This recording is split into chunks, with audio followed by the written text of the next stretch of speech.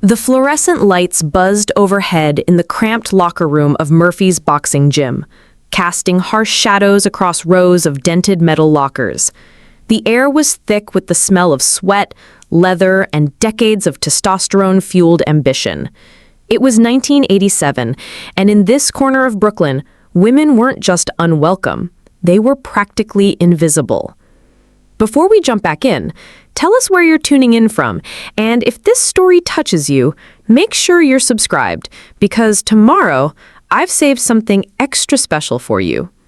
Sarah Martinez had been standing outside that gym for 27 minutes, her hands trembling slightly as she clutched the strap of her worn canvas bag. At 22, she had the lean, wiry build of someone who'd grown up fighting for everything she'd ever earned. Her dark hair was pulled back in a tight ponytail, revealing determined brown eyes that had seen too much hardship for someone her age. She'd been working double shifts at the diner just to afford the monthly gym membership, and now, finally, she was here. The sound of leather hitting heavy bags echoed through the building like a violent symphony. Grunts of exertion mixed with the sharp crack of jump ropes hitting concrete floors. This wasn't just a gym. It was a temple to masculine dominance, a place where boys became men through blood, sweat, and the unspoken understanding that only the strongest survived. Sarah pushed open the heavy metal door, and conversation stopped. Every eye in the place turned toward her, some curious, others openly hostile. The gym fell silent except for the rhythmic thud of one fighter still working the heavy bag in the far corner, apparently oblivious to the interruption. "You lost, sweetheart?" The voice belonged to Tommy, the Tank Morrison, a heavyweight with hands like sledgehammers and an attitude to match. He was Murphy's golden boy, undefeated in 18 professional fights, and he wore his arrogance like a championship belt. At 6'4" and 240 pounds of solid muscle, he towered over most people in the gym. But it wasn't just his size that made him intimidating. It was the way he looked at people like they were obstacles to be removed.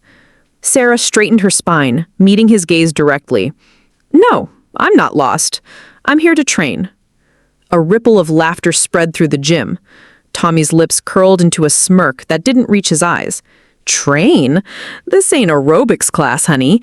You want to tone up? There's a fitness center down the street with pink weights and mirrors." "I don't want to tone up," Sarah replied, her voice steady despite the knot forming in her stomach. "I want to learn how to fight." The laughter died away, replaced by something more uncomfortable. Several fighters exchanged glances as if they weren't sure to be amused or offended by the audacity of this small woman disrupting their sanctuary. Murphy himself emerged from his office, a grizzled Irish-American in his 60s who'd been running this gym since Sarah was born. His weathered face bore the scars of his own fighting days, and his pale blue eyes had the sharp intelligence of someone who'd learned to read people in a matter of seconds. He'd trained 3 world champions and countless contenders, and his word in this place was absolute law. "What's all the commotion?" Murphy asked, though his eyes had already found Sarah and sized her up in that particular way that experienced trainers did, looking for natural athleticism, mental toughness, and that indefinable quality that separated real fighters from weekend warriors. Tommy stepped forward, clearly relishing his role as spokesman for the gym's collective masculinity. "This girl thinks she wants to box, Murph. I was just explaining to her that women don't belong here." The words hung in the air like smoke from a lit fuse. Sarah felt something hot and dangerous rise in her chest, the same feeling she'd had when her stepfather told her she'd never amount to anything, when her high school counselor suggested she consider secretarial work instead of college, when every authority figure in her life had tried to convince her that her dreams were too big for someone like her. "Is that so?" Sarah said quietly, setting her bag down with deliberate care. "Women don't belong here?" Tommy's grin widened. He was enjoying this, feeding off the attention of his audience. "That's right, sweetheart. This is a man's world. Always has been, always will be. You want to fight? Go watch it on TV like every other broad." What happened next would become legend in the neighborhood, passed down through generations of fighters and told with the kind of reverence usually reserved for the sport's greatest upsets. But in that moment, as Sarah's hands slowly curled into fists, Nobody could have predicted that they were about to witness the beginning of something extraordinary.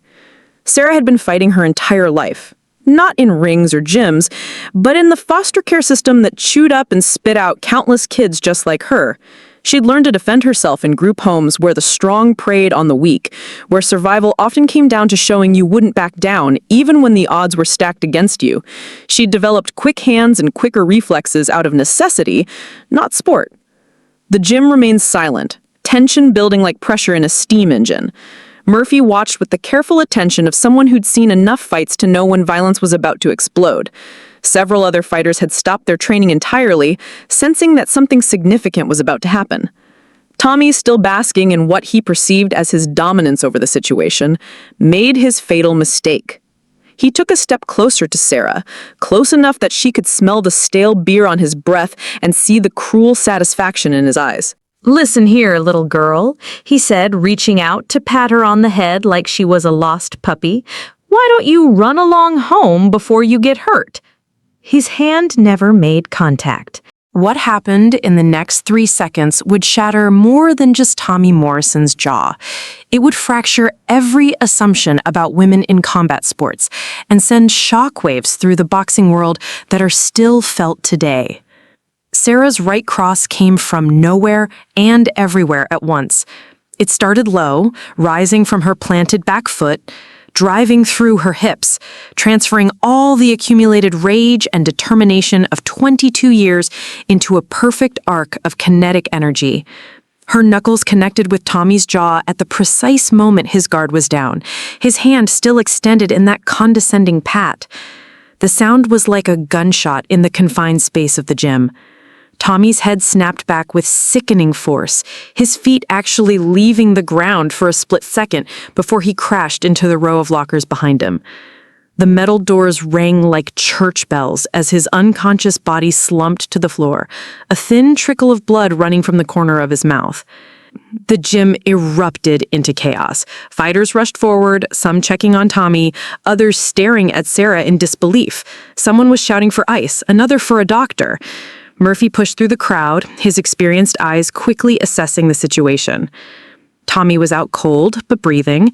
His jaw hung at an unnatural angle, clearly fractured. It would require surgery, metal plates, and months of recovery. His undefeated record would remain intact, but his reputation would never be the same. Sarah stood over him, her hand throbbing, but her stance still ready for whatever came next. She hadn't planned this. The punch had been pure instinct, muscle memory from years of defending herself in situations where hesitation meant getting hurt. But as she looked down at the man who had dismissed her so casually, she felt something she'd never experienced before, the intoxicating satisfaction of proving her worth through sheer force of will. "Jesus Christ," whispered Jake Martinez, one of the gym's middleweights. She dropped Tank with one punch. Murphy knelt beside Tommy, checking his pulse and the extent of the damage.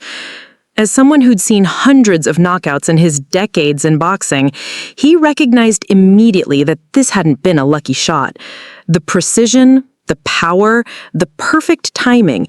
This young woman had natural talent that couldn't be taught. "Somebody call an ambulance," Murphy said quietly, never taking his eyes off Sarah. "And somebody get me this girl's name." Word spread through the neighborhood faster than wildfire. By evening, half of Brooklyn had heard some version of the story. The waitress who walked into Murphy's gym and knocked out the undefeated heavyweight with a single punch. The details got more elaborate with each telling, but the core truth remained unchanged. A woman had done what dozens of professional fighters had failed to do. Sarah didn't wait around for the ambulance. As Tommy was loaded onto a stretcher, his jaw wired shut and his pride in ruins, she quietly gathered her things and walked toward the exit. The crowd parted before her like she was radioactive, some fighters looking at her with newfound respect, others with barely concealed hostility. Murphy caught up with her just as she reached the door. "Where do you think you're going?" he asked, his Irish accent thick with emotion. Sarah turned to face him, expecting anger, threats, maybe even legal trouble. What she didn't expect was the slight smile playing at the corners of his mouth. "Home," she said simply. I figure I'm not welcome here anymore. Murphy studied her for a long moment, taking in the set of her shoulders, the steadiness of her gaze, the way she held herself ready for whatever came next.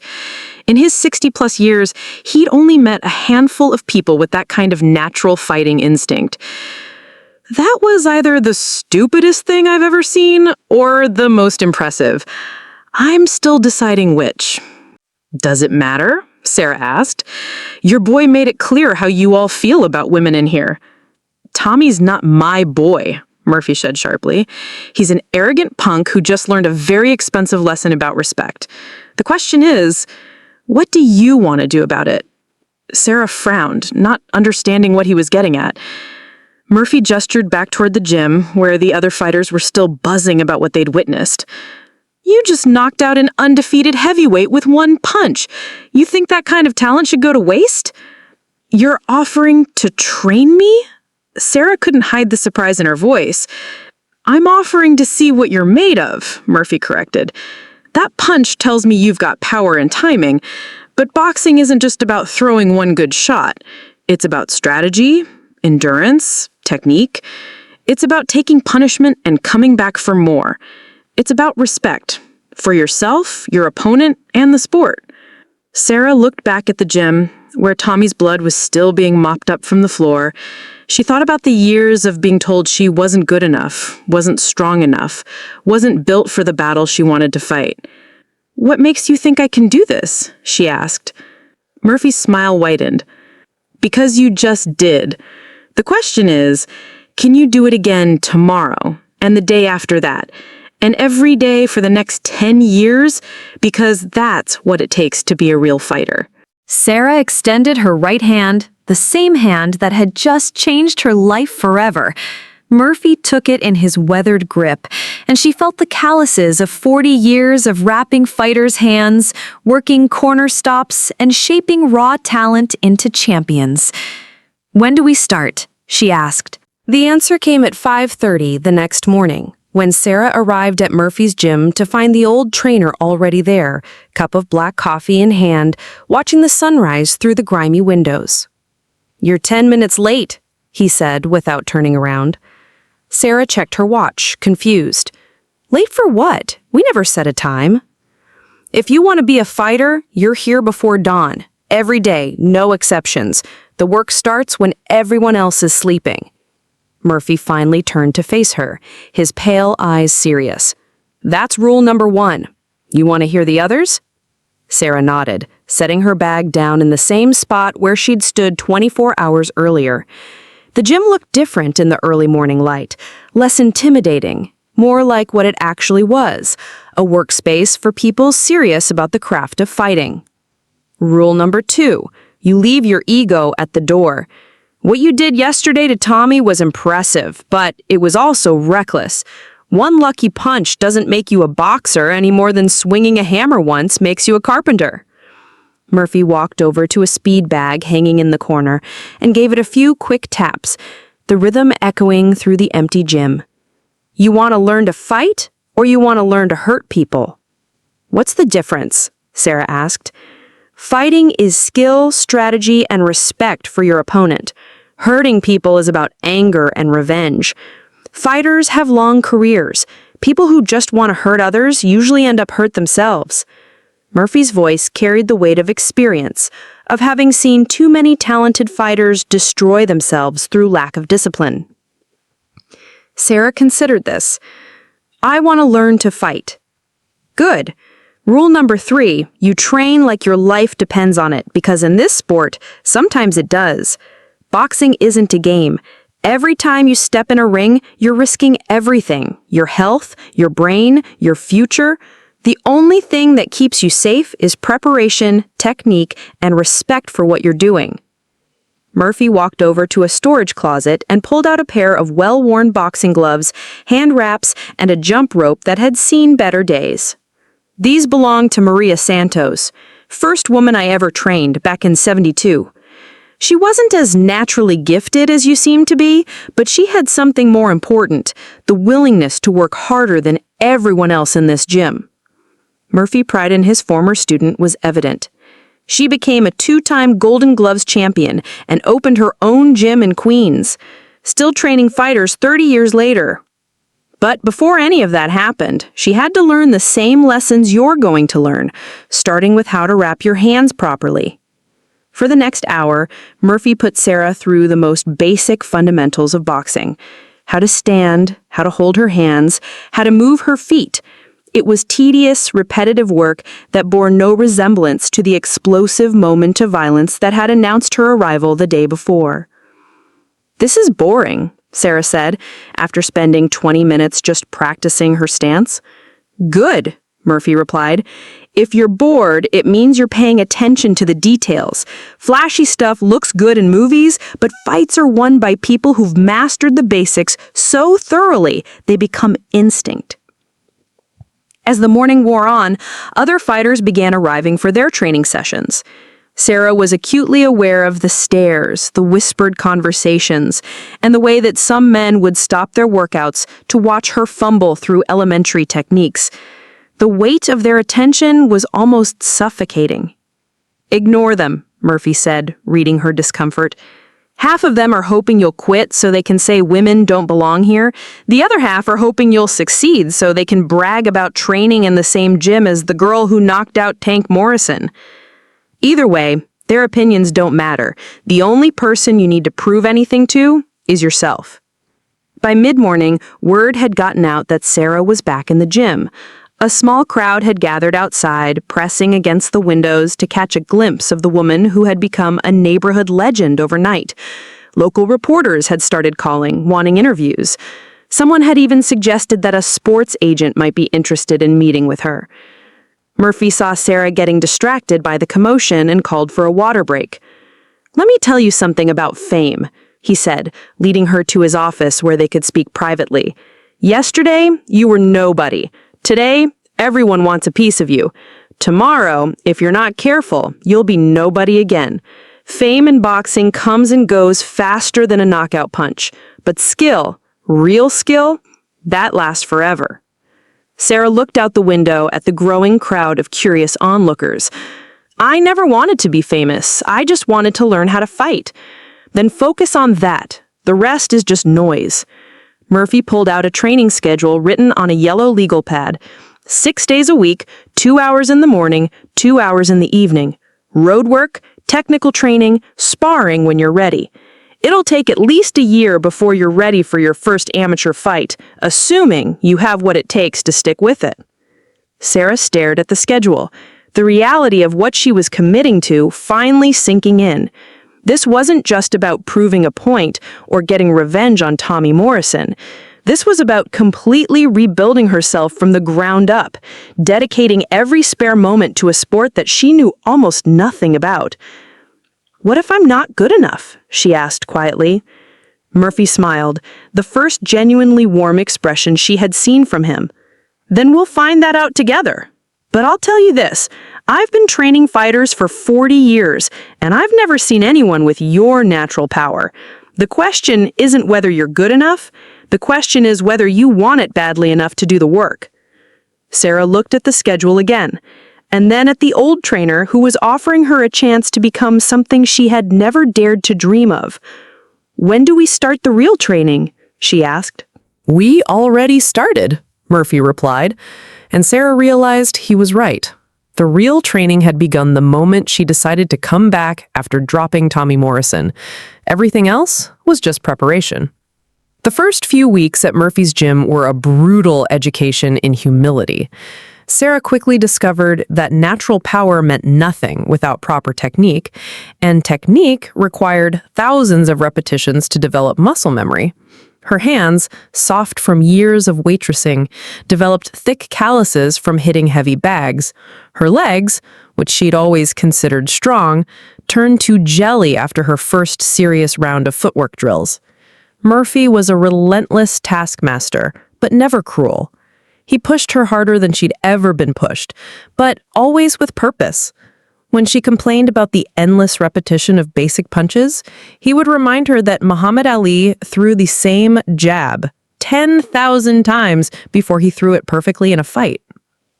"Amateurs think boxing is about being tough," he would say, as Sarah worked the speed bag, sweat pouring down her face. Professionals know it's about being precise. Tough gets you hurt. Precise gets you victories.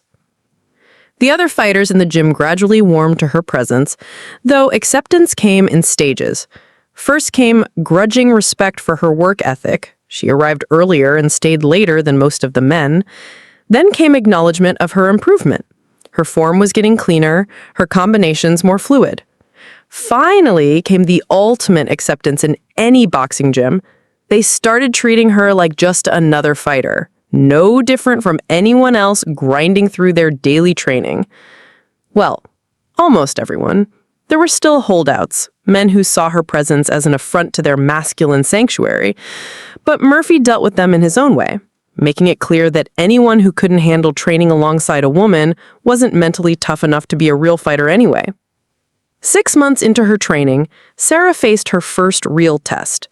Murphy had arranged for her to spar with Jessica Lightning Rodriguez, a seasoned amateur who'd won several regional tournaments.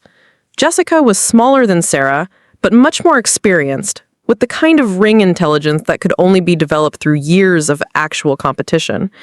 The sparring session was scheduled for a Thursday evening, and word had spread throughout the gym. By the time Sarah laced up her headgear, nearly every member was gathered around the ring, some genuinely curious to see how she'd perform, others hoping to watch her get schooled by a real fighter. Murphy pulled Sarah aside before she climbed through the ropes. "He's going to try to make you look foolish," he said, quietly. "She's faster than you, more experienced than you, and she's got something to prove too. She doesn't want to be the woman who got shown up by a beginner. But you've got 2 advantages. You hit harder than she expects, and you've been learning from someone who knows how to win." Sarah nodded, trying to calm the butterflies in her stomach. This was different from her encounter with Tommy Morrison. That had been pure instinct, adrenaline, and anger. This was controlled combat between 2 trained athletes, and she had no idea how she'd perform under those conditions. The first round was a revelation. Jessica came out fast and technical, peppering Sarah with quick jabs and combinations before dancing away from any return fire. It was like trying to fight smoke. Every time Sarah thought she had Jessica cornered, the more experienced fighter would slip away at the last second, landing 2 or 3 shots on her way out. But something remarkable happened as the round progressed. All those months of drilling basic techniques under Murphy's watchful eye began to pay off. Sarah's footwork, which had felt clumsy and unnatural for so long, started to flow more smoothly. Her combinations, practiced thousands of times on heavy bags, began finding their targets with increasing frequency. By the second round, Jessica was showing signs of frustration. She had expected to dominate a relative newcomer, but Sarah was proving more resilient and dangerous than anticipated. The power that had dropped Tommy Morrison was still there, but now it was being delivered with actual boxing technique. The turning point came midway through the third round. Jessica threw a beautiful combination, jab, cross, left hook, that should have put Sarah on the defensive. Instead, Sarah slipped the hook and countered with a right uppercut that landed flush on Jessica's chin. It wasn't enough to drop her, but it was enough to let everyone in the gym know that this wasn't going to be the one-sided beating some had expected. Recovering quickly, but the dynamic of the sparring session had shifted. She was no longer hunting. Now, she was surviving.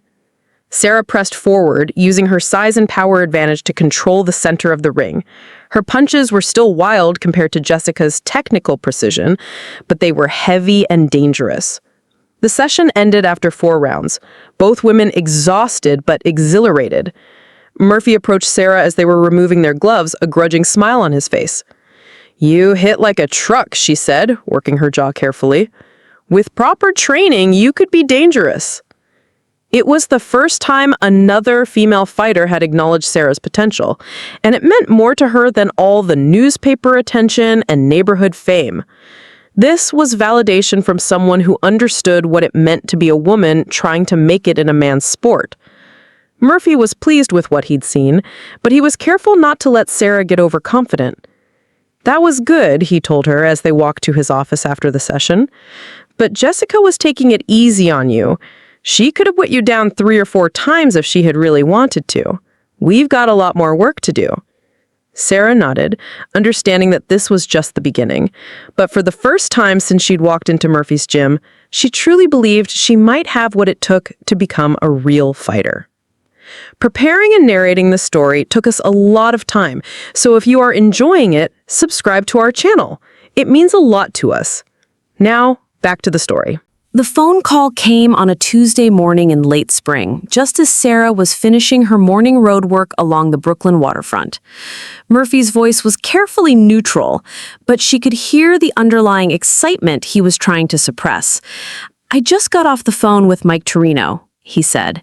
"He's putting together a card for the Golden Gloves preliminaries. He wants to know if you're interested in your first amateur fight." Sarah stopped running so abruptly that a jogger behind her had to swerve to avoid a collision. The Golden Gloves, the most prestigious amateur tournament in boxing. Every great fighter had cut their teeth in Golden Gloves competition. Muhammad Ali, Sugar Ray Robinson, Floyd Mayweather, they'd all worn the distinctive Golden Gloves that marked a champion. "When?" she managed to ask, her heart pounding harder from excitement than from the 5-mile run she'd just completed. 6 weeks, against Maria Gonzalez, a southpaw from the Bronx.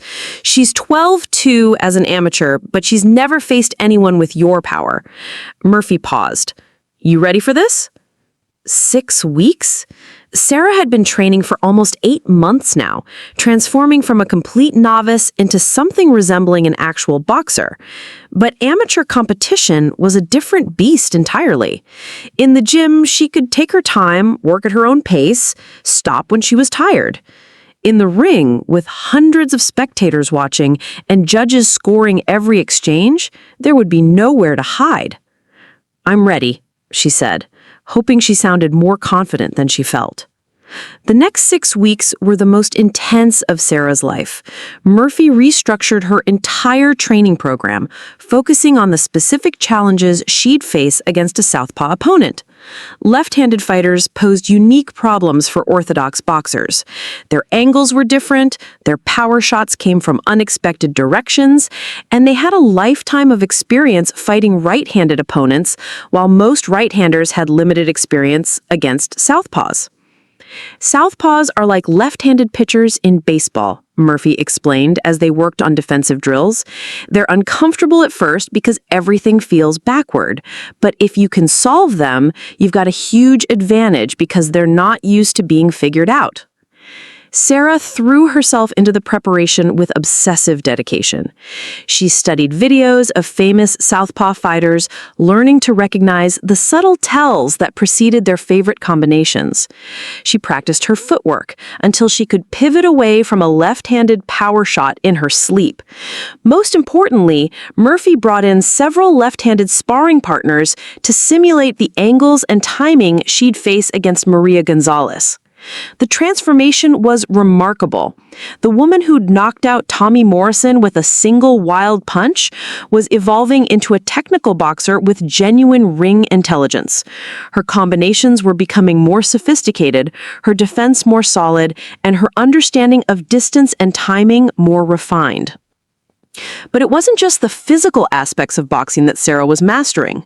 Murphy was teaching her the mental game, how to stay calm under pressure, how to adjust her strategy mid-fight, how to impose her will on an opponent without losing control of her emotions. "Boxing is chess at light speed," he would say during their strategy sessions. "Every punch you throw is a question you're asking your opponent. Every punch they throw back is their answer. The fighter who figures out the conversation first usually wins." 3 weeks before the fight, Sarah faced her toughest sparring session yet against Luis the Razor Martinez, a crafty southpaw who'd won several amateur titles before turning professional. Luis had been brought in specifically to test Sarah's progress against left-handed fighters, and he wasn't planning to take it easy on her. From the opening bell, Luis pressed the action, using all his experience to make Sarah uncomfortable. He switched angles constantly, making it difficult for her to set her feet and throw meaningful combinations. His jab came from unexpected directions, disrupting her rhythm and making it hard for her to get her offense started. For the first 2 rounds, Luis dominated the action, landing clean shots while making Sarah miss with awkward, off-balance attempts at counterpunching. Several spectators began shaking their heads, wondering if Sarah was really ready for competitive amateur boxing. But Murphy had seen this before. Sarah was a slow starter, someone who needed time to figure out her opponent's patterns before she could begin imposing her own game plan. He called her over between rounds and gave her specific instructions. "Stop trying to fight his fight," he said quietly, applying Vaseline to a small cut above her left eye. "You're letting him dictate the pace and the distance. Start walking him down. Make him fight in the phone booth where your power gives you the advantage." The 3rd round was a revelation. Sarah began pressing forward more aggressively, cutting off the ring and forcing Luis to fight at closer range. When he tried to circle away, she anticipated his movement and caught him with a solid right cross that got his attention. When he attempted to tie her up, she worked her way free with short uppercuts and hooks to the body. By the 4th round, the dynamic had completely shifted.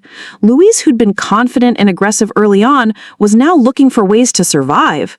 Sarah's power shots were landing with increasing frequency, and the accumulated damage was beginning to show. A left hook to the body dropped Luis to one knee midway through the round, though he managed to beat the count and continue fighting. The session ended with Sarah clearly in control, having solved the southpaw puzzle that had frustrated her early on. Luis approached her afterward with genuine respect. "You're going to be a problem for a lot of fighters. You don't give up and you hit too hard to ignore. That Gonzalez girl better be ready." The night before her first amateur fight, Sarah couldn't sleep. She lay in her small apartment, staring at the ceiling and replaying every piece of advice Murphy had given her over the past 8 months. The Golden Gloves competition would be held at the Barclays Center, the same venue where world champions had made their names. For a girl from the foster care system who'd been serving coffee just a year ago, it felt surreal. Murphy had insisted she stay home and rest, but rest seemed impossible. Every time she closed her eyes, she saw Maria Gonzalez, or rather, the version of Gonzalez she'd constructed in her mind based on grainy video footage and scouting reports. She was technically sound, patient, and dangerous in the later rounds when her opponents began to tire. At 3 a.m, Sarah gave up on sleep and began shadowboxing in her living room, working through combinations by the light of the street lamp outside her window. The movements felt natural now, automatic in a way that amazed her when she thought about how awkward everything had felt during those first weeks at Murphy's gym. The weigh-in was scheduled for noon the following day. Sarah arrived at the venue 2 hours early, partly from nervousness, and partly because Murphy had taught her to always be prepared for the unexpected. The scene was controlled chaos. Dozens of amateur fighters, their trainers, officials, and family members crowding into the designated area. Sarah found Maria Gonzalez immediately. She was smaller than expected, maybe 5'4" compared to Sarah's 5'7", but she carried herself with the confidence of someone who'd never met a problem she couldn't solve with her fists. When their eyes met across the room, Gonzalez nodded slightly, a gesture of respect between fighters that acknowledged what they'd both signed up for. The weigh-in check went smoothly. Both women made the 152-pound limit with room to spare. During the brief stare-down for photographers, Sarah was struck by how calm Gonzalez appeared. There was no trash talk, no posturing, just the quiet intensity of someone who'd done this many times before. "She's confident," Murphy observed as they left the venue. "But confidence can work against you if it becomes complacency. We're going to use that." The hours between the weigh-in and the fight stretched endlessly. Sarah tried to eat but had no appetite. She attempted to nap but remained wide awake. Finally, Murphy suggested they go to the gym for some light technical work. Not enough to tire her out, but enough to keep her hands sharp and her mind focused. You know what the difference is between amateurs and professionals? Murphy asked as Sarah worked the speed bag with relaxed, rhythmic punches. Amateurs fight with their hearts. Professionals fight with their heads. Tonight, I want you to remember that your heart got you here, but your head is going to win this fight. By 6 o'clock, they were at the Barclays Center, making their way through the arena's bowels to the fighters' dressing area. The sound of the crowd was already audible, a low rumble that would grow louder as the evening progressed. Sarah's fight was scheduled for the middle of the card, which meant she'd have time to watch several other bouts and get a feel for the atmosphere. The first thing she noticed was how different everything felt compared to sparring at the gym. The lighting was harsh and bright, casting sharp shadows across the ring canvas. The crowd noise was constant, a mixture of encouragement and criticism that rose and fell with the action. Most importantly, there was an electricity in the air, a sense that something important was happening, that careers could be made or broken based on what occurred in the next few minutes. Sarah watched 3 fights before her own, studying how different boxers handled the pressure of competition. Some seemed to rise to the occasion, fighting with a crispness and intensity that elevated their games. Others appeared overwhelmed, making fundamental mistakes they'd never make in training. "Remember," Murphy said as Sarah began getting her hands wrapped, "she's going to try to make this an ugly, rough fight early on. She wants to test your composure, see if you'll revert to the wild swinging that got you in trouble during training. Stay disciplined, work behind your jab, let the fight come to you." Sarah nodded, but she could feel her heart racing as the reality of what she was about to sink in. In less than an hour, she'd be stepping into a ring in front of hundreds of people to face a trained fighter who wanted nothing more than to hurt her. All the training, all the preparation, all the dreams and doubts would be condensed into 9 minutes of controlled violence. As Murphy finished wrapping her hands, he looked her in the eyes with the intensity she'd come to know well. "You've earned your place here," he said quietly, "not because of what happened with Tommy Morrison, but because of every morning you showed up when you didn't want to. Every sparring session where you got beat up and came back for more. Every time you chose to improve instead of making excuses. That's what makes you a fighter." The call came 10 minutes later. "Martinez, you're up." Sarah stood, her legs feeling strangely disconnected from her body. This was it, the moment when 8 months of preparation would be tested under the brightest lights she'd ever experienced. As she walked toward the ring, flanked by Murphy and her corner team, she could hear the announcer's voice echoing through the arena, introducing her to a crowd that knew her story, the waitress who'd knocked out an undefeated heavyweight and decided to become a boxer. The roar was deafening as she climbed through the ropes. Part of the crowd was cheering for the underdog story she represented. Another part was hoping to see her get knocked back down to earth. But as Sarah looked around the arena, taking in the sea of faces and the magnitude of the moment, she realized something profound. She belonged here, not because anyone had given her permission, but because she'd earned it through her own sweat and determination. Maria Gonzalez was already in the ring, bouncing lightly on her toes and shadowboxing with fluid, economical movements. When the referee called them to the center for final instructions, Sarah was struck by how small the ring suddenly seemed.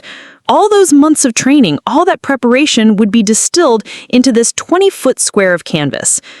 "Protect yourself at all times, obey my commands, and may the best fighter win," the referee said, his words carrying the weight of boxing tradition. As they touched gloves, Gonzalez looked directly into Sarah's eyes and spoke quietly enough that only she could hear. "Welcome to the real world, rookie." Sarah smiled back, her nervousness suddenly replaced by the calm focus she'd developed during countless hours of training. "Thanks for the invitation," she replied. The bell rang, and 8 months of transformation were about to be tested in the most unforgiving arena of all, actual combat. The first thing Sarah noticed was the speed. In sparring, even experienced fighters like Luis Martinez had given her time to think, to adjust, to process what was happening. Maria Gonzalez gave her no such luxury. The southpaw came out of her corner like a predator who'd been caged too long, her left hand snapping out in quick, precise jabs that found their mark before Sarah could properly react. For the first 30 seconds of the fight, Sarah felt like she was trying to solve a puzzle while someone was hitting her in the face. Gonzalez's timing was perfect, her footwork flawless, and her ability to create angles that made Sarah's return fire miss by inches was masterful. This was the difference between gym wars and actual competition. The intensity was turned up to 11, and there was no time to ease into the rhythm. "Breathe," Murphy shouted from the corner as Sarah ate a clean left cross that snapped her head back. "Find your range." But finding her range against a southpaw proved more difficult than all the preparation had suggested. Every time Sarah thought she had Gonzalez lined up for a counterpunch, the smaller woman would slide just out of reach and fire back with combinations that seemed to come from impossible angles. It was like fighting a mirror image of herself, if that mirror image had years more experience and twice the ring intelligence. Midway through the first round, Sarah was down on the scorecards and looking increasingly frustrated. The crowd, which had been solidly in her corner when the fight began, was growing quieter as it became apparent that this wouldn't be another Tommy Morrison moment. No dramatic knockout, no instant vindication of her presence in the sport. Then, Gonzalez made her first mistake. Sensing that she was winning easily, she began to show off slightly, throwing flashy combinations that were more about impressing the crowd than inflicting damage. One such combination, a slick four-punch sequence that ended with a left uppercut, left her slightly off balance for just a split second. Sarah, who'd been absorbing punishment and learning her opponent's patterns, seized the moment. She stepped forward with a short right hook to the body that landed flush on Gonzalez's ribs, driving the air from her lungs with an audible grunt. For the first time in the fight, the experienced southpaw was hurt. The crowd erupted as Sarah followed up with a straight right hand that grazed Gonzalez's chin. It wasn't a knockdown punch, but it was heavy enough to get the veteran's attention and remind her that she was sharing the ring with someone who could end the fight with a single shot.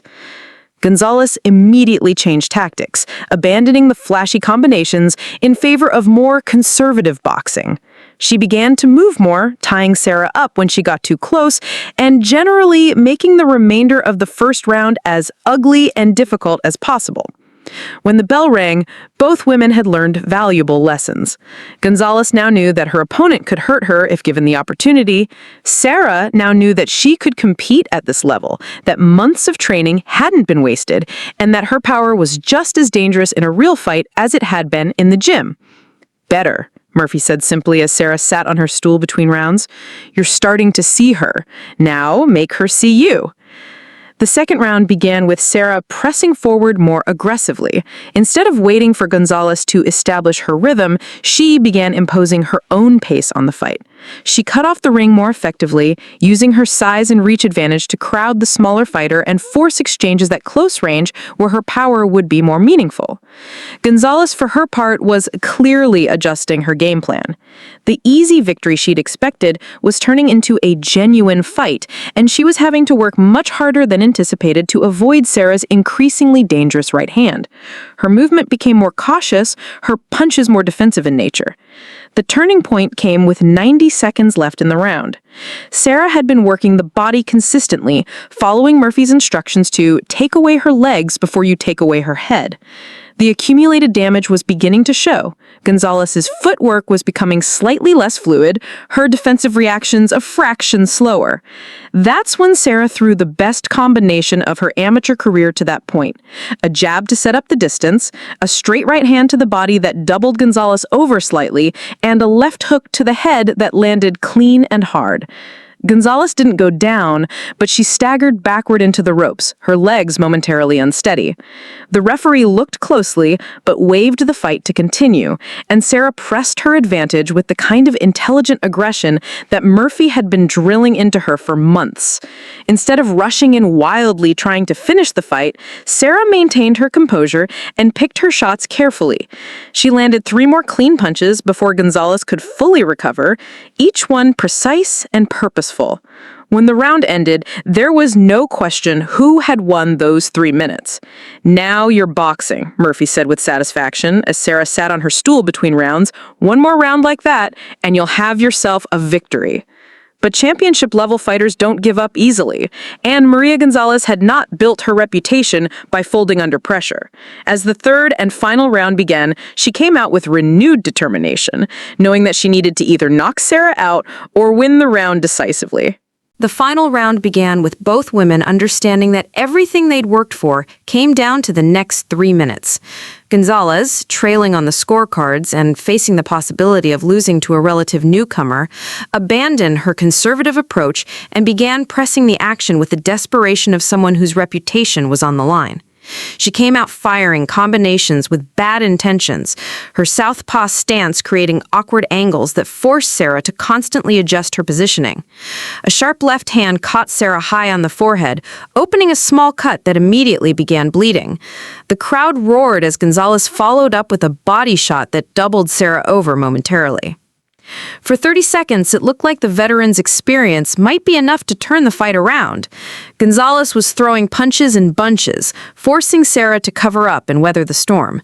The smaller woman's conditioning was showing. While Sarah was breathing heavily between exchanges, Gonzalez seemed to be getting stronger as the fight progressed. But Sarah had been in worse situations during her months of preparation. She'd absorbed punishment from bigger, stronger sparring partners and learned to think clearly, even when hurt. As Gonzalez pressed forward, hunting for the knockout punch that would salvage her evening, Sarah began to see opportunities in the older fighter's aggression. "Counter her!" Murphy shouted from the corner, his voice cutting through the arena noise. "She's loading up! Make her pay!" Sarah listened. The next time Gonzalez threw her favorite combination, jab, cross, left hook, Sarah slipped the hook and countered with a right uppercut that caught the southpaw coming in. The punch landed flush on Gonzalez's chin, and for a moment, the veteran's legs went soft.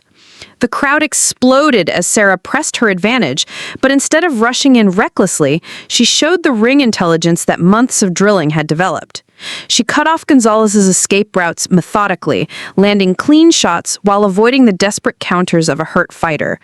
With 1 minute left in the fight, Sarah landed the sequence that would be replayed on boxing highlight reels for years to come. She feinted with her jab, causing Gonzalez to react defensively, then stepped to her left and threw a perfect right cross that split the veteran's guard. The punch landed with such authority that Gonzalez's knees buckled and she grabbed onto Sarah to avoid going down.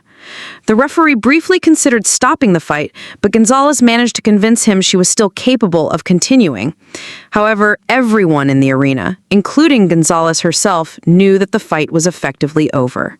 Sarah had proven that she belonged, that her power was real, and that months of disciplined training had transformed raw talent into genuine boxing skill. The final 30 seconds were academic. Gonzalez, showing the heart that had carried her through dozens of amateur fights, continued to throw punches even though she was clearly beaten. Sarah, demonstrating the composure that separates real fighters from pretenders, picked her shots carefully and avoided the kind of reckless aggression that could snatch defeat from the jaws of victory. When the final bell rang, both women embraced in the center of the ring, mutual respect replacing the competitive animosity that had driven them for 9 minutes of intense combat. Gonzalez, despite her loss, had pushed Sarah to fight at a level she'd never reached before. Sarah, for her part, had proven that her knockout of Tommy Morrison hadn't been a fluke. She was a legitimate fighter with the skills to compete at the amateur level. The decision was unanimous. Sarah Martinez by scores of 30-27, 29-28, and 30-27. As the referee raised her hand in victory, Sarah looked out at the crowd and saw something she'd never seen before: respect. Not the grudging acknowledgement she'd received at Murphy's gym, or the curiosity that had followed her story in the newspapers, but genuine respect for what she'd accomplished in the ring. Murphy climbed through the ropes to embrace her fighter, his weathered face showing a rare smile of pure satisfaction. That, he said quietly enough that only she could hear, was the performance of a real boxer. In the days that followed, Sarah's victory became the talk of the amateur boxing world. Sports writers who dismissed her knockout of Tommy Morrison as a publicity stunt were forced to acknowledge that she'd outboxed an experienced veteran in convincing fashion. Other amateur fighters began asking their trainers about the girl from Brooklyn who was making such an impression in Golden Gloves competition. But perhaps the most meaningful recognition came from an unexpected source. 3 days after the fight, Sarah received a phone call at work from Jessica Rodriguez, the fighter she'd sparred with months earlier at Murphy's gym. "I watched your fight on video. I just wanted to tell you that you've earned everything that's coming your way. What you did in that ring, that was real boxing. And I wanted to apologize for doubting you when we first sparred." Sarah was touched by the gesture, but also reminded of how far she'd come in less than a year. The woman who'd walked into Murphy's gym with no experience and nothing but raw anger had evolved into someone who could hold her own against trained fighters. More importantly, she'd gained the respect of her peers, the ultimate validation in a sport that respected nothing but performance between the rings. Word of Sarah's victory spread faster than Murphy had anticipated. Within a week of her Golden Gloves debut, 3 different amateur tournaments had extended invitations for her to compete. ESPN called, requesting an interview. A literary agent reached out about writing a book. Most surprisingly, a representative from the U.S. Olympic Training Center inquired about her interest in pursuing a spot on the national team. Sarah found the sudden attention overwhelming. 9 months ago, she'd been invisible, just another working-class girl trying to make ends meet in Brooklyn. Now, strangers recognized her on the street, asking about her training routine and her plans for the future. The transformation was dizzying. "Focus on what got you here," Murphy advised during one of their morning training sessions. "All that other stuff is noise. The only thing that matters is what happens in the ring." But the noise was becoming harder to ignore. Sarah's story had captured the public imagination in a way that transcended boxing. She represented something larger than sports.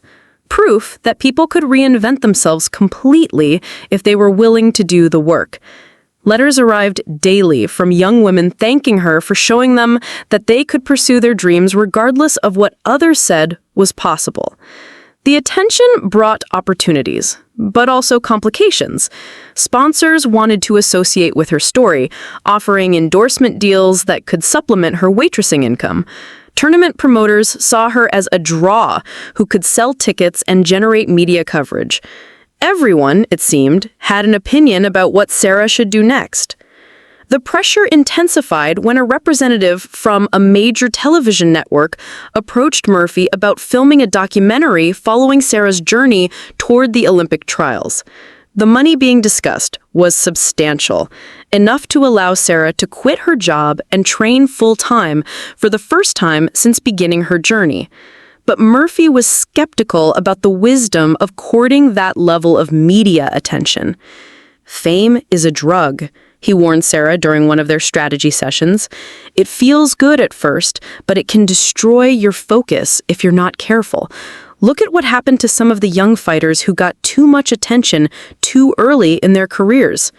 Sarah understood his concerns, but she also recognized that the opportunities being presented might not come again. Boxing was an unforgiving sport with a narrow window for success. If she was going to make a serious run at the Olympics, she needed resources that her current situation couldn't provide. The decision became urgent when she received an invitation to compete in the National Golden Gloves tournament, the most prestigious amateur competition in the country. Winning would put her on the radar of the Olympic Selection Committee and potentially open doors to international competition. Losing would likely mean returning to relative obscurity.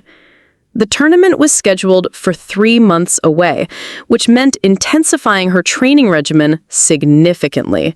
Murphy calculated that she needed to spar with higher-level opponents, work with specialized coaches for different aspects of her game, and potentially travel to training camps where she could face the kind of competition she'd encounter at nationals.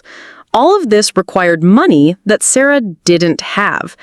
After 2 weeks of sleepless nights and endless discussions with Murphy, Sarah made her decision. She would accept the television documentary deal, but with strict conditions about how much access the cameras would have during training. The money would allow her to quit waitressing and dedicate herself fully to boxing for the first time since beginning her journey. The announcement generated another wave of media attention. Some critics accused her of selling out, of prioritizing fame over sport. Others praised her for taking advantage of opportunities that female athletes rarely received. Sarah tried to ignore both the criticism and the praise, focusing instead on the massive challenge ahead of her. The National Golden Gloves tournament would feature the best amateur boxers in the country, women who'd been training seriously since childhood, who dedicated their entire lives to the sport Sarah discovered less than a year ago. On paper, she had no business competing at that level, but then again, on paper, she had no business knocking out Tommy Morrison or outboxing Maria Gonzalez. Training for nationals required a complete overhaul of Sarah's approach to boxing. Murphy brought in specialized coaches for footwork, defensive techniques, and conditioning. They studied video of potential opponents obsessively, breaking down their styles and identifying weaknesses that could be exploited.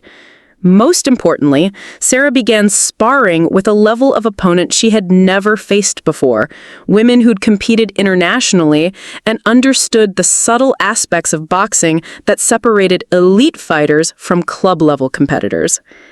The transformation was remarkable. Sarah's technical skills improved dramatically under the intensive coaching.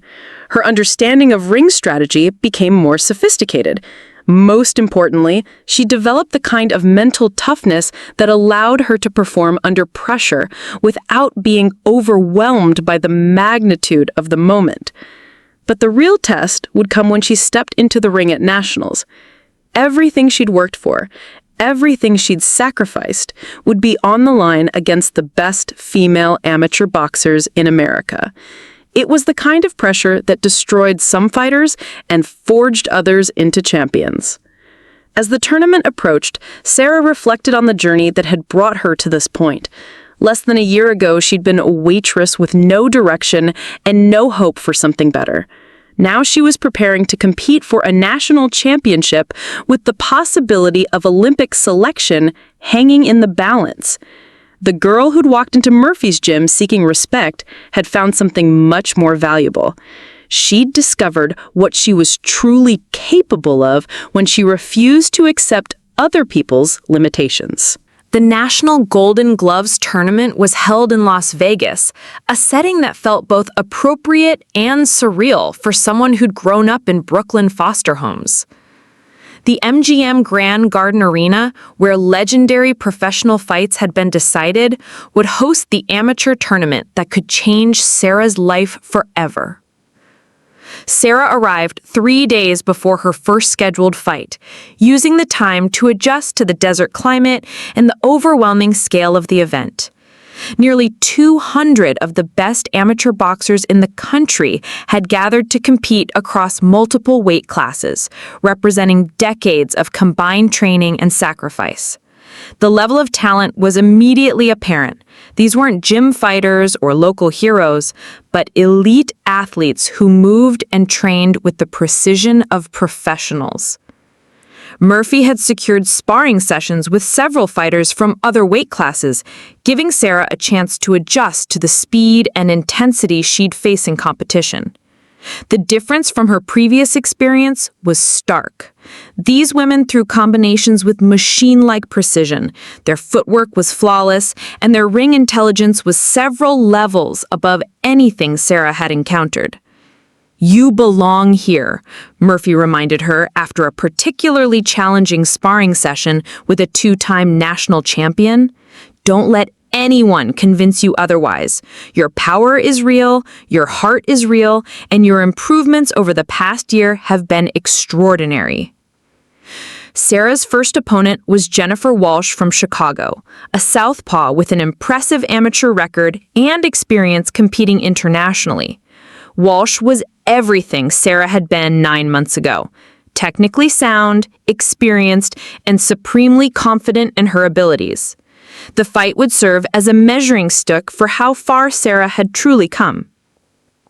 The weigh-in took place the day before the fight, and the atmosphere was electric with nervous energy and competitive tension. When Sarah and Walsh faced off for the cameras, there was no animosity, just two elite athletes acknowledging the battle that awaited them. Walsh was slightly shorter, but more muscular, with the compact build of someone who'd been lifting weights and training consistently for years. "Good luck," Walsh said quietly during their stare-down, and Sarah could hear the sincerity in her voice. This was the amateur code. Fierce competition combined with mutual respect for the sacrifices everyone had made to reach this level. The night of the fight, Sarah felt a calmness that surprised her. The nervousness that had consumed her before her Golden Gloves debut was replaced by focused confidence. She'd proven to herself that she could compete at the regional level. Now it was time to find out if she could perform on the national stage. The arena was packed with scouts, coaches, and family members of the competitors. Sarah spotted several familiar faces from Murphy's gym who'd made the trip to support her, but she also noticed others, representatives from USA Boxing, potential sponsors, and media members who were following her story. As she made her way to the ring, Sarah was struck by how different this felt from her first amateur fight. The lights were brighter, the crowd larger, and the stakes immeasurably higher. But the fundamental challenge remained the same. Prove that she belonged by outboxing someone who was trying to do the same thing. Walsh came out aggressively in the first round, clearly hoping to overwhelm Sarah with superior technique and conditioning. Her combinations were crisp and purposeful, designed to win rounds rather than score knockouts. It was smart boxing from someone who understood that amateur competition rewarded clean shots and ring control over dramatic finishes. For the first 2 minutes of the fight, Walsh's strategy worked perfectly. She controlled the pace and distance, landing clean shots while making Sarah's return fire look wild and inaccurate. The judges were clearly favoring her technical approach over Sarah's more aggressive but less precise style. Then, with 30 seconds left in the round, Sarah made the adjustment that would define her performance. Instead of trying to match Walsh's technical precision, she began using her size and power advantage more effectively. She started walking through Walsh's jabs, absorbing light shots in order to land heavier ones. A right cross to the body doubled Walsh over slightly, reminding her that Sarah's power was very real even at this level of competition. The round ended with Sarah having found her rhythm, but still likely behind on the scorecards. Murphy's advice between rounds was simple. More of the same. You hurt her with that body shot. Keep taking away her legs. The second round saw both women making adjustments. Walsh became more cautious, respecting Sarah's power, but still trying to outbox her from the outside. Sarah pressed forward more consistently, cutting off the ring and forcing exchanges at the distance where her advantages would be most meaningful. Midway through the round, the fight's defining moment arrived. Walsh threw a beautiful three-punch combination that should have scored significant points, but Sarah slipped the last shot and countered with a right uppercut that caught Walsh perfectly. The punch didn't drop her, but it clearly hurt her and changed the entire dynamic of the fight. From that point forward, Sarah was in control. She pressed her advantage intelligently, landing clean shots while avoiding the desperate counters of a hurt opponent. When the final bell rang, there was no doubt about who had won the fight. The unanimous decision in Sarah's favor sent her to the semifinals of the National Golden Gloves tournament, putting her just 2 victories away from a national championship and serious consideration for the Olympic team. As the referee raised her hand, Sarah looked out at the crowd and realized that the impossible journey that had begun in Murphy's gym was far from over. She was no longer the angry waitress who'd knocked out Tommy Morrison in a moment of rage. She was a legitimate contender on the national stage, proving that women not only belong in boxing, they could excel at the highest levels when given the opportunity to do so. 2 years after walking into Murphy's gym, Sarah Martinez stood in the center of the ring at the Olympic Training Center, her hand raised in victory after winning the U.S. Olympic trials. The journey from that first explosive encounter with Tommy Morrison to representing her country on the world's biggest stage had been nothing short of extraordinary. The semifinals and finals of the National Golden Gloves had tested every aspect of her development as a fighter. Against increasingly skilled opponents, Sarah had been forced to dig deeper into her technical arsenal while maintaining the aggressive style that made her dangerous. Her semifinal victory came against the defending national champion, a boxer who'd seemed untouchable until she encountered Sarah's unique combination of power and improved technique. The finals had been the most challenging fight of Sarah's amateur career to that point. Her opponent, Rebecca Chen from California, was everything Sarah might have become if she had started boxing as a child. Technically perfect, supremely conditioned, and mentally unshakable. The fight went the full 3 rounds, with both women pushing each other to their absolute limits. Sarah's victory in that final bout wasn't just about the split decision that gave her the national title. It was about proving that unconventional paths to success could be just as valid as traditional ones. She'd overcome a late start, limited resources, and persistent doubts about whether women truly belonged in the most masculine of sports. The Olympic trials had represented the ultimate test, the best female boxers in America, many of whom had been training since childhood and competing internationally for years, gathered to fight for just a handful of spots on the Olympic team. Sarah was no longer an unknown quantity. Her power was respected, her improvements were acknowledged, and her story had made her one of the most closely watched athletes in the tournament. But respect and attention meant nothing once the bell rang. In the ring, Sarah still had to prove herself against opponents who dedicated their entire lives to the sport she'd discovered almost by accident. The pressure was immense, not just from the competition, but from the knowledge that this might be her only chance to compete at the Olympic level. Her first 2 fights at trials were dominant performances that reminded everyone why she'd become such a compelling figure in women's boxing. The power that had dropped Tommy Morrison 2 years earlier was now being delivered with the precision and timing of a seasoned amateur boxer. Her opponents, despite their superior experience, found themselves dealing with something they'd never encountered, a technically sound fighter who could end the fight with a single shot. The finals of the Olympic trials brought Sarah full circle in the most poetic way possible. Her opponent was Maria Gonzalez, the same southpaw who'd given her such trouble in her first amateur fight. Gonzalez had continued improving over the past 2 years, capturing multiple national titles and establishing herself as one of the premier amateur boxers in the world. Their rematch was everything their first encounter hadn't been, a masterpiece of technical boxing between 2 elite athletes at the peak of their abilities. Gone was the tentative, overwhelmed version of Sarah who'd struggled with Gonzalez's southpaw stance. In her place was a complete fighter who could match her opponent technically while maintaining the power advantage that made her so dangerous. The fight was close throughout, with both women having moments of dominance. Gonzalez's experience showed in the latter rounds as she seemed to get stronger while Sarah began to tire slightly. But in the final round, with the Olympic spot hanging in the balance, Sarah found another gear that surprised even Murphy. She pressed forward with controlled aggression, landing the cleaner, harder shots while avoiding most of Gonzalez's counters.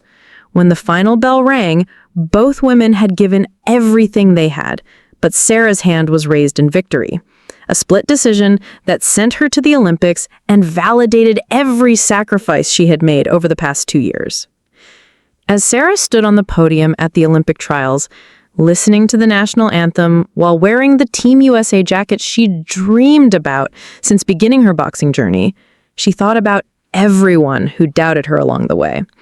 Tommy Morrison, who'd said women didn't belong in boxing, was still recovering from the jaw surgery that had ended his career.